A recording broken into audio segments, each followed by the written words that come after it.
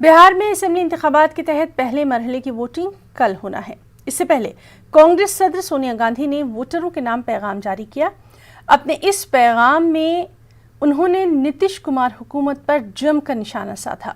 सोनिया गांधी के मुताबिक इक़्तिदार के नशे में चूर बिहार हुकूमत अपने रास्ते से ही भटक गई है। हुकूमत के कौलो फेल में तजाद है। किसान और नौजवान दोनों मायूस हैं। सोनिया ने दावा किया कि अजीम इत्तेहाद बिहार के अवाम की आवाज़ है।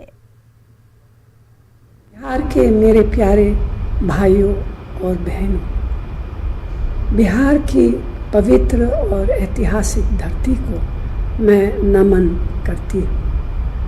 आज बिहार में सत्ता और उसके अहंकार में डूबी सरकार अपने रास्ते से अलग हट गई है।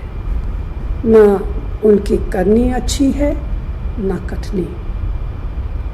मजदूर आज मजबूर है, किसान आज परेशान है, नौजवान आज निराश है।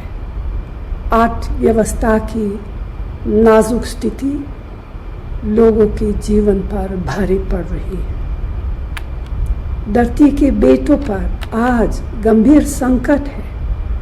दलितों और महादलितों को बेहाली की कगार पर लाकर छोड़ दिया गया है।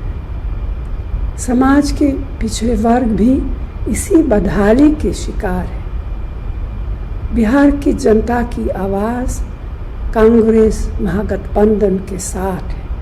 यही है आज बिहार की पुकार।